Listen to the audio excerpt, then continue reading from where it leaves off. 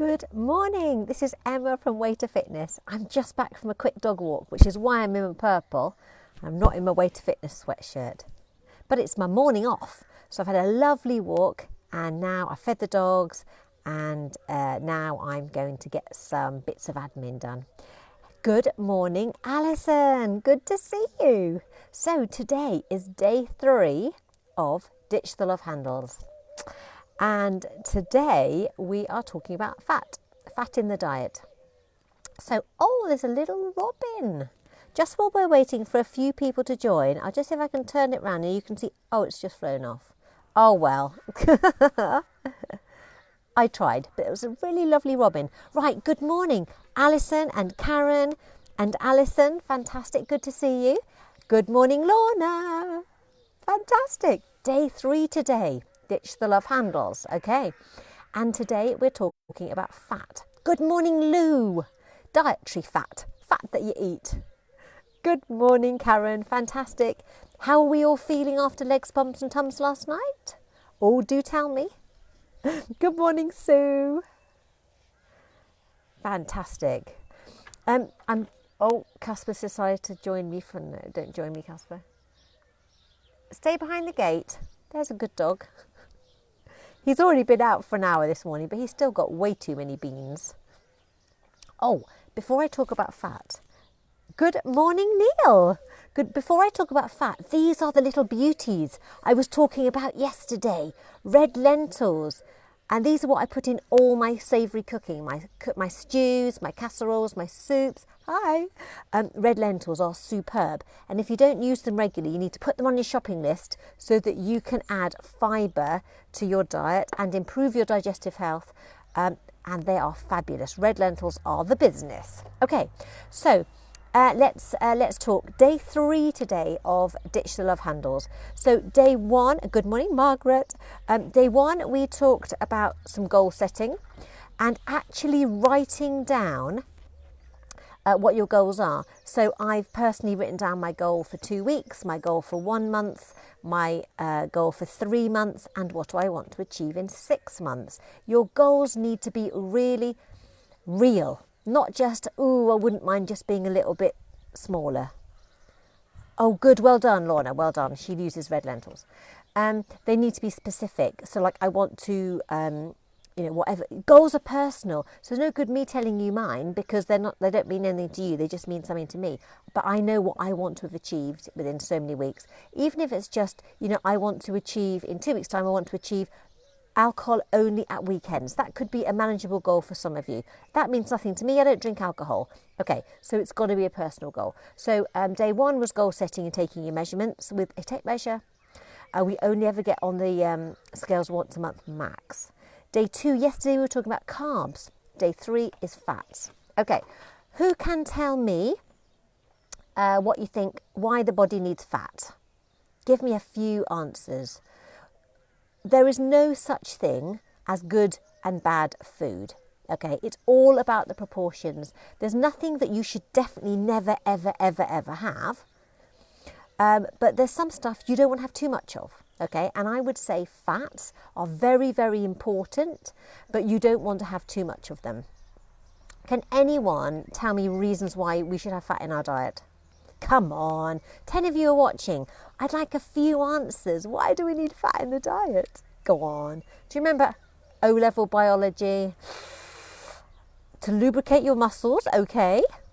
Anything else? Anybody else?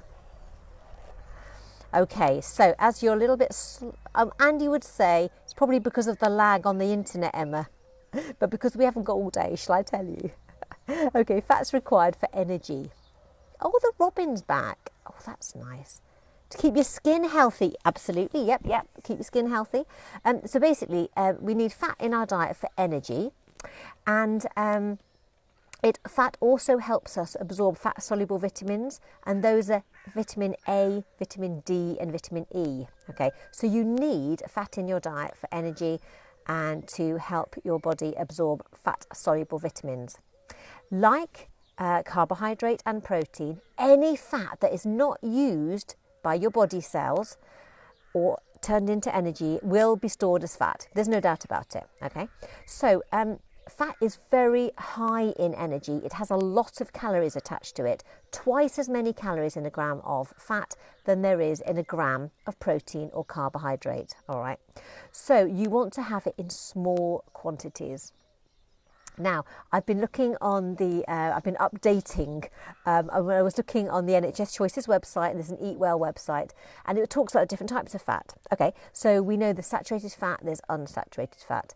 So you probably know about what has got saturated fat in it. It's solid at room temperature. It's often from an animal source, so dairy, fatty meat, but it can also be the plant sources of saturated fat. I've got it written down here. Coconut oil and palm oil are saturated fat. So a lot of processed foods have palm oil in them.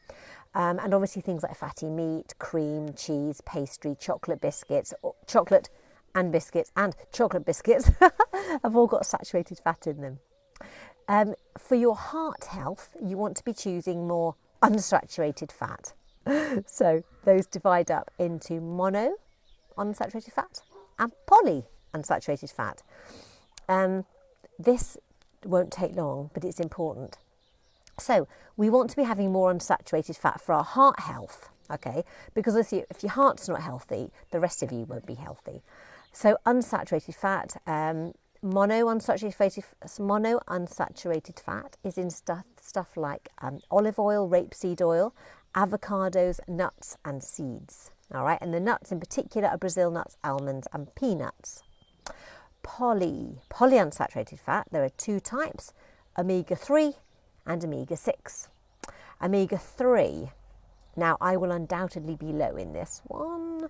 Kippers, herring, salmon and mackerel. So oily fish is where you get your omega-3s from. And omega-6 is found in things like rapeseed, corn flour oil and sunflower oil. Okay, so what do you reckon? Do you reckon you get a wide variety of different types of fat? Do you get lots of saturated fat? Do you get unsaturated fat? For your heart health, you want to be swapping from choosing sources of fat from that are saturated to move to unsaturated fat. So see what you can do to include some olive oil or some avocados, some nuts, some seeds, some oily fish, and omega-6 is from rapeseed oil, corn oil, sunflower, obviously seeds as well. So from a ditching the love handles point of view, some of us need to review the amount of fat in our diet. As I say, there's never nothing that's completely banned, but because it is so dense in energy, if you are a lover of biscuits and cake and you like cream on your scones and all that, you need to be having it as a real treat, not as a regular thing. Otherwise, unless you're burning it off, if you have a really active lifestyle, like a farmer, in lockdown, some of us are a lot less active than we might have been before. So we might need to review how much fat's in our diet. But I want you to review the type of fat. It's not just about quantities, it's the type of fat. How much saturated fat are you actually having at the moment? And are there sources of saturated fat that you could maybe change to unsaturated fat? And can you look at your portions of fat? So that's what your job is to do today. Have a look at the types of fat you reckon you're regularly eating. And maybe even if you just changed the oil you cooked with, that would be a start. Have a look at your sandwich filling. Have a look at how you could include some more oily fish in your diet. And if you genuinely don't ever have oily fish in your diet because you don't like the taste of it, some people have supplements, don't they? Yeah, Alison says cod liver oil. Absolutely. So some people would have cod liver oil as supplements, or, Now, I would say, hand on heart, if I looked on those lists, I probably have some monounsaturated fats. Okay, yeah, I cook with olive oil, that's fine. Not the biggest fan of avocados, but I'd have it on a piece of toast with a boiled egg on top. I could squeeze it in that way. And I don't really have nuts, but I could add some nuts to my diet, so that would get some monos in. I would think my diet is probably not that high in polys. So I'm going to work on that. Okay, I'm going to see what I can do. Do you eat oily fish? The 8 of you watching? Oily fish, yes or no? Give me a yes or a no to oily fish. I would absolutely love to hear. I have had mackerel on holiday in Cornwall once. We caught it and we put it on the barbecue. I know some of you do barbecued fish, don't you? Okay, so for our heart health, we need more polys. So oily fish it is. And see what you can do about your the oils that you cook with. Rapeseed oil. Oh, Karen gave me a thumbs up. She eats fish. Well done. I think fish is quite Lorna does as well. Well done. Quite like tin mackerel. Okay, that's good. I guess as long as it's still in oil, that's fine. Lou eats fish. Yes. See, I should be following your amazing examples. Alison likes salmon. Brilliant. Okay. I think I should experiment with oily fish. Okay. How else can I eat oily fish? Can't really put them in scones, can I? I have to say, of the stuff in saturated fat, Karen likes salmon, yes. And Lorna uses rapeseed oil. You guys are doing well. That's fantastic. I would have to review. Yeah, I mean, I do like cheese. There's no doubt about it. I like cheddar cheese. It's hard cheese, yeah. That's high in saturated fat. It's about proportions, isn't it? Not having it too often and not having it in too big a quantity. Good. Judith and Margaret, Alison and Jill all like oily fish. That is really good. So I want you to review the quantities you're eating of stuff that contains saturated fat. So we are talking cakes, biscuits, chocolates. They use a lot of saturated fat in processed food. So those of you who cook from scratch, it's great for you. And if you don't cook that much from scratch, maybe try and cook a little bit more from scratch, because then you know that it's not full of palm oil and it's got the fat in it that you choose. So if you are doing some baking, for example, you can choose to use sunflower oil rather than buy stuff that's got palm oil in it. Right, Karen likes tinned mackerel in tomato sauce. Fish cakes. Okay, Lou, I could have a go at making fish cakes. Good. Is rapeseed better than olive oil? Well, Jill, that is a question.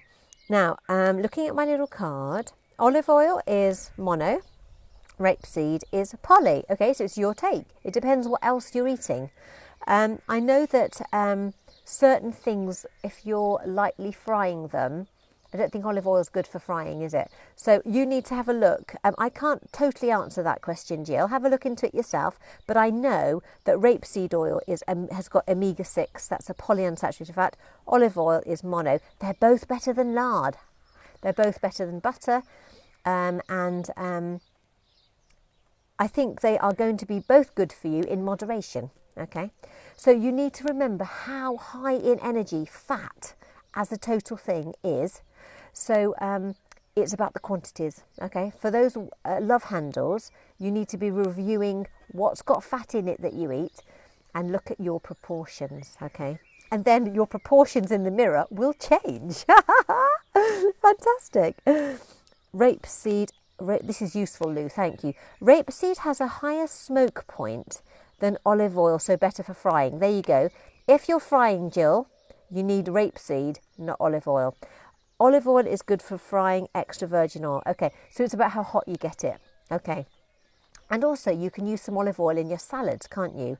You know, if you're doing like, oh look, the sun's come out. So if you were doing like a couscous salad or something that you needed like a tablespoon of oil in it, then you can use olive oil for that. That's really nice. And of course, olive oil is part of a Mediterranean diet, isn't it? That's really good for your heart. And I'm sure they eat fish, they eat tomatoes, they eat fresh stuff. That's the sort of stuff we want. We want to move away from processed food that's packed with saturated fat. And obviously move away from processed meat. So things like salami and corn, what's that disgusting stuff in a tin? Corned beef. We used to have that at Scout Camp. It's got a place. I bet you're all going to say, oh, Emma, I love stuff made with corned beef. I bet you don't. Way to Fitness members. Well, if you do, then have it in absolutely as a treat. If you're a corned beef eater, oh, eat it as a treat, because all that white in corned beef is lard. I remember when I worked as a nurse, I was going to say a diabetic nurse, I was a nurse with people with diabetes, and I did this little food demo on fat once.